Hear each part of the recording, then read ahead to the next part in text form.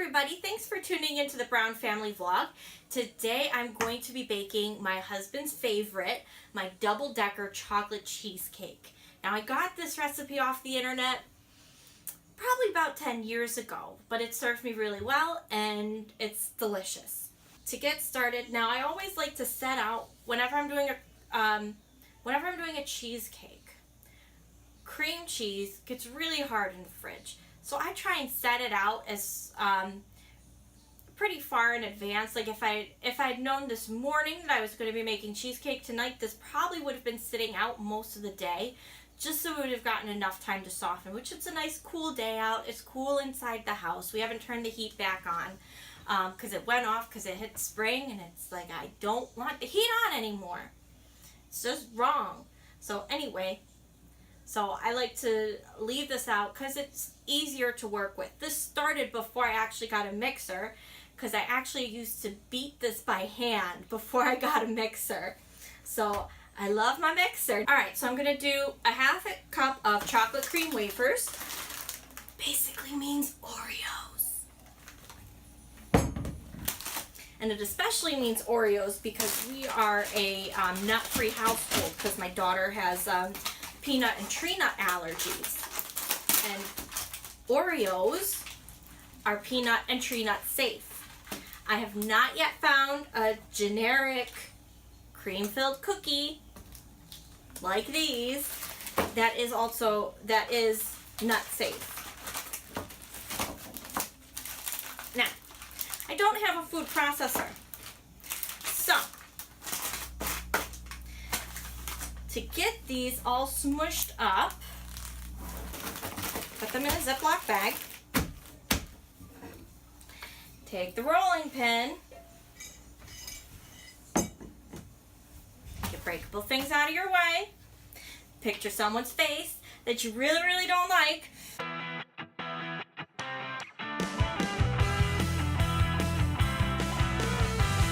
So all the mess stays in your Ziploc baggie. And I think I'm actually going to do, am I going to do another round? I am. The thing I don't like about doing it this way is it's very difficult to get like a finer ground that would spread better. It tends to be very thick, which can be troublesome when you're trying to spread it out and you only have like just enough. So the recipe says half a cup of cream wafers, but I just do a bunch. There's some things about recipes that you don't mess with. Like when it says how much baking soda you need, you don't mess with that. But when it comes to making a crust, just so long as it adheres together, that is going to work beautifully. Let me put that in here. This is a 1/4 cup of melted butter. Goes right in. So basically we're just going to see how this spreads, and if it's not really spreading enough, I'll just do another batch of crust and add that to this.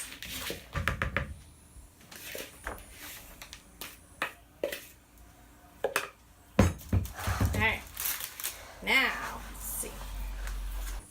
Just got to make sure that this gets to all the edges.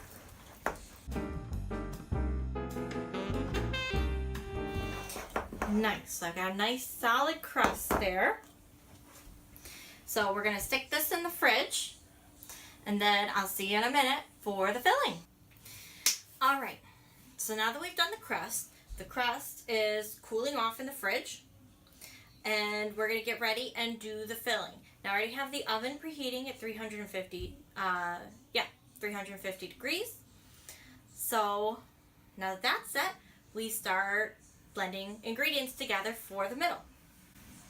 And we're going to start with our softened cream cheese. Now I said earlier that I leave it out to soften it so it gets a little bit easier to work with. If you are trying to do this without a mixer, which I did for a long time, and you didn't sit these out to soften, just a little bit in the microwave. I'd say like 30 seconds. just plop them in and then start trying to go at it. It makes it a lot easier to get things started. When you're at the store, you can get the cream cheese in the tubs for a lot cheaper. If you do that though, it's not, I'm not sure why, but it's not as solid as the bars are. And the end of the double-decker chocolate cheesecake, there's going to be chocolate chips that are supposed to be floating in the middle. One time I got the tub because it was cheaper and it's easier to just dump it in. But all the chocolate chips sank to the bottom. So it wasn't as nice as it comes out with the bars.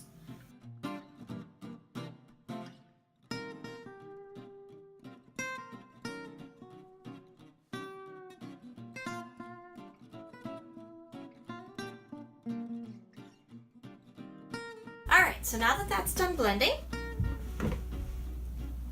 we're going to add our chocolate chips and vanilla. 1.5 cups. Come on. There we go. Cup.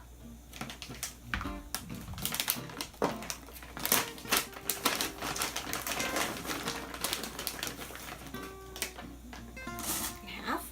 By the way, I love these measures. I'm pretty sure I got them at Target. Fantastic. Saves so much space in the utensil drawer.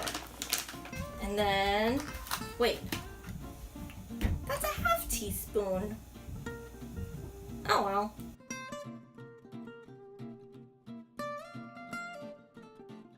Just gonna mix everything up and get it all nice and happy. So, we have our crust. Now, put the filling in.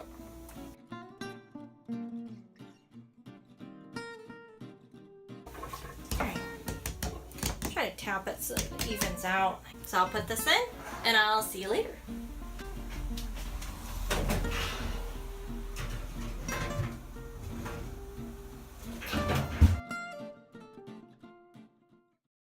So we're going to check on the cheesecake. I'm going to try and do this as best I can. Alright.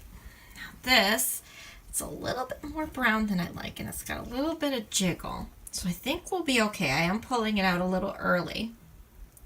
So I'm going to go ahead and put you guys down and use both hands so I don't burn myself. So I'm back. I pulled the cake out and I usually just leave it like on the top of the stove because I am going to have to put it back in. Now, a thing to remember with this recipe, once you pull the cake out, close the door, then turn the oven off. It needs to go back into a warm oven. That's part of how it finishes cooking. So we're going to start mixing the topping and then we'll put the cake back in again. So you're going to start with 2 cups of sour cream, which is also 16 ounces, 3 tablespoons of sugar, and then 1 teaspoon of vanilla. So I'm going to pour it on top of the cheesecake and then we'll pop it back in the oven. Alright, welcome back. So now we're about to put the finishing touches on the cheesecake. So when I left you last, I was putting the cheesecake back in the warm oven turned off, door closed for 10 minutes. Then you're supposed to open the oven door just a crack and leave the cheesecake in the warm oven for another 20 minutes. So now that that is done, it's been chilling overnight. Always do your cheesecake the day before. They usually need at least 8 hours to set. So try and leave an overnight for them. So this is what we're looking at right now. The top of the cheesecake is pretty plain. So if you like, this is a finishing touch that you can put on. Now, you get a frozen chocolate bar. Take a peeler or knife of sorts and just start shaving the chocolate over the cheesecake. It makes a nice effect. I mean, sometimes you just want your cheesecake and you don't really care how it looks and you can just leave it as the white top. But sometimes you just want it to look just a little bit better. And I think this does that. So when you do this to your heart's content until you're happy with it. I think I want a little bit more. So we have a nice layer of chocolate. I don't want to tip it too much. Now, to get the sides off. So first thing you want to do is take a butter knife and just gently go around the edges just to make sure that it's not going to stick when you go to take your springform pan apart.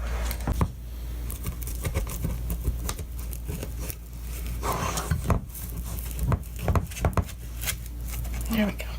Now we're going to take the springform pan off. So you're just going to pop the hinge, pull it back, and everything with a little jiggling. Ah, it's a beautiful thing. Ah.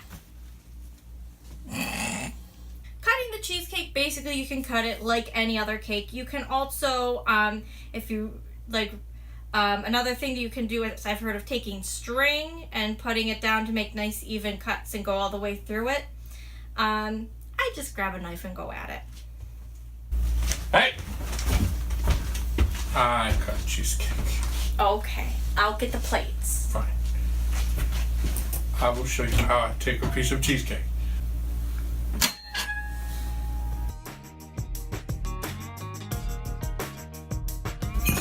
One piece for Megan. And one piece for Adam. Hey! Hey! No, don't do that!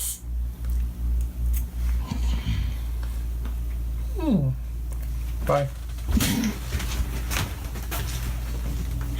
Alright, well, with the little bit that we have left, I do want to show you, because I was talking about how the chocolate chips kind of float throughout the cheesecake.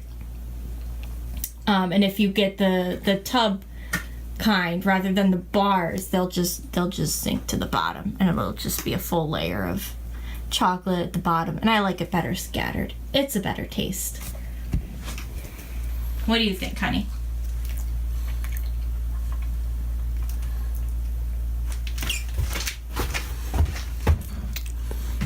Cheesecake. Thanks for watching the Brown Family Vlog. My wife has just shared one of our favorite recipes with you, which means from now on, I'm going to eat the whole cheesecake, and all y'all are going to have to make your own. I love you guys. God bless you. Goodbye.